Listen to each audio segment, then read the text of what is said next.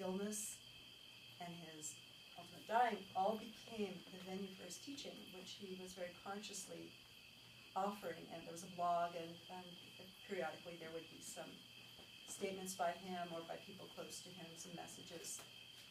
And I thought, well, he must have had that same attitude, that this kind of terrible thing, you could say, happened to him. He was not an old man. He still had lots of good years maybe left, but he didn't dwell in the place of no. He dwelt in the place of, this is for you. Yeah. And he did it completely. It was very moving, really, to see that complete to the very last moment. Every conscious moment being for us, and us being whoever happened to be reading his blog, which were plenty few people actually. Anyway, it really, I guess I hadn't really quite understood the nature of his giving, but I feel like it was really in harmony with that. Yeah. And I like to refer this kind of, Zen is a little bit out there in terms of Buddhism. And there's one school in the Mahayana. The Mahayana is a later development in Buddhism, a kind of a renaissance of Buddhism that took place, I think, about 500 years, or started about 500 years after the Buddha lived. And of all the Mahayana schools, Zen is one of them, so it's really quite a small part of Buddhism. But I like to refer this kind of thing back to early Buddhism.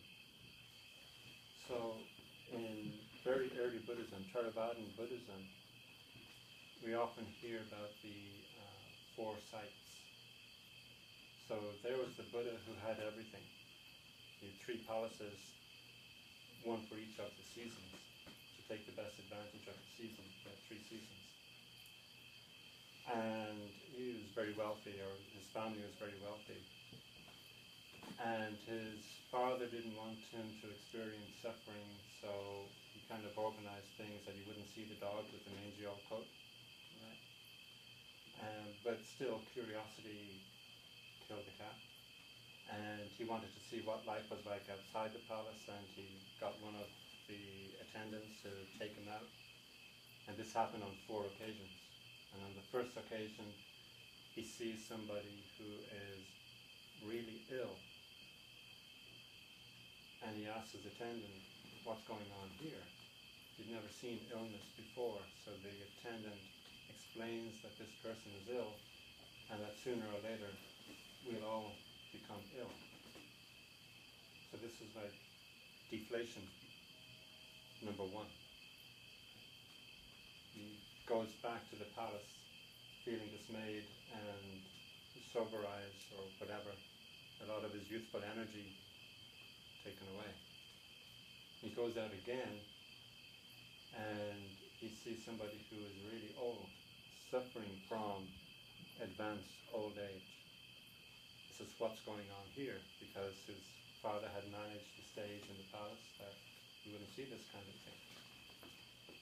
And his attendant explains that sooner or later we'll all grow old.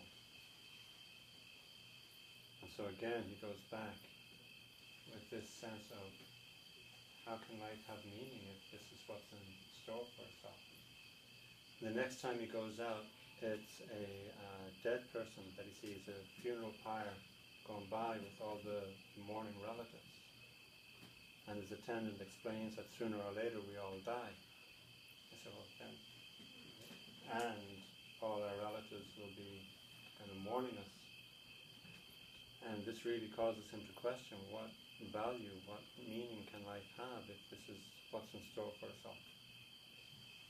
And then on the 4th day out, he sees what was common in India at the time, which is a wandering mendicant, somebody who is trying to achieve liberation from suffering through meditation and ascetic practices. But there is something about this person's presence, and it's kind of a glow from the meditation, that makes the Buddha think this might be the way to actually attain liberation. So we have the first 3 sites as setting the problem.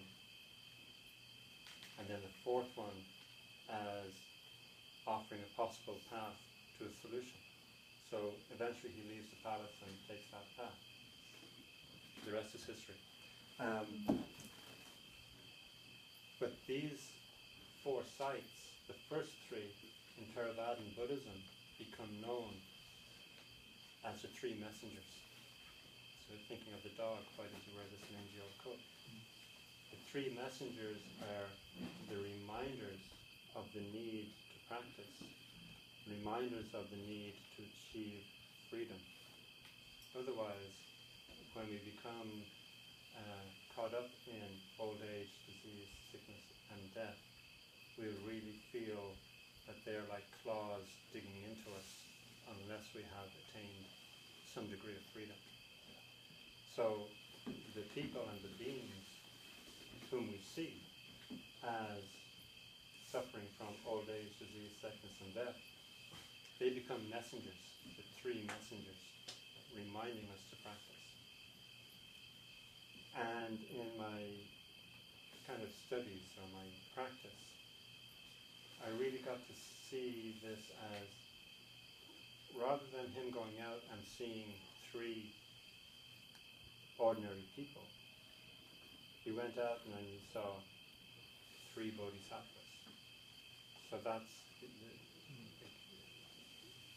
when we dedicate ourselves to enlightenment for our own sake and for the sake of others, whatever we manifest is a teaching offering. So I see these 3 people as being almost deliberately. It's not that they deliberately did this to themselves, but it's that they were practicing with it in such a way that they wanted it to be a teaching. And so I can relate to Steve doing this, and of course it's what I would aspire to do as well, but we never know for sure how we're going to react. I remember another story of somebody being in the Dokusan room with Tenshin Reb Anderson, and he had a heart attack. Reb had a heart attack. And he just totally accepted it. And because he was totally accepting it, the other person didn't panic, and they were able to call medical help and everything worked out fine. But that person was so impressed with the way Reb just accepted that this is what is happening. So I see these 4 sites as an encounter with 4 bodhisattvas. And when we're practicing, more and more we begin to see the world that way. If we see a dog with a mangy old coat, we don't try to dismiss it as a dog that is just mangy. We actually see it as a bodhisattva, wanting to encourage us to practice. Somebody that we share this planet with, and soon we will be in the dog's position. We will take over his job as teacher. So we don't just see it as an isolated case. There's this dog with a mangy old coat. It's a reminder that we will also be in that position. We will take his place as teacher. Okay.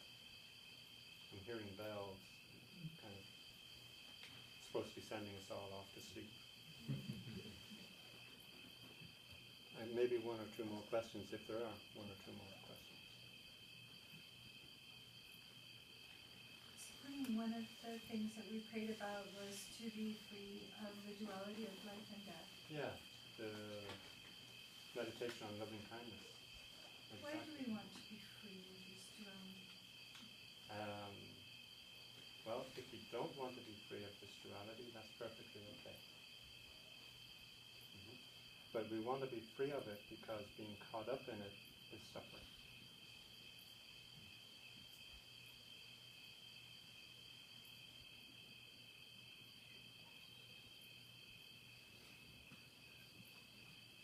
There is suffering only when life and death are separated, but when they are united, it frees from suffering.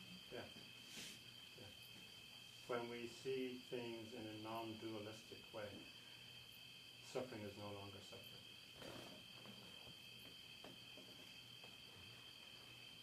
Thank you. Welcome. Thank you, sir. It might be a apocryphal interpretation, but I think I remember reading in the Gateless Gate that in Chinese, mu is wu, which is the sound that a dog makes when barking. Oh, woo woo. Yeah. Yeah. There's a possible third sort of nonsensical interpretation. That'd be great. Yeah. Sort of put that in Tao of Fu. And knowing what I do of Zen teachers and Zen masters, it's highly possible that the monk says to Jiao, does a dog have Buddha nature? And Jiao goes, woof, woof. Perfectly acceptable. But then the other monk asks him, and he says yes. Yeah.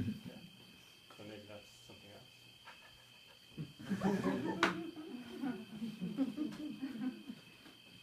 Okay. Thank you all very much. Thank you.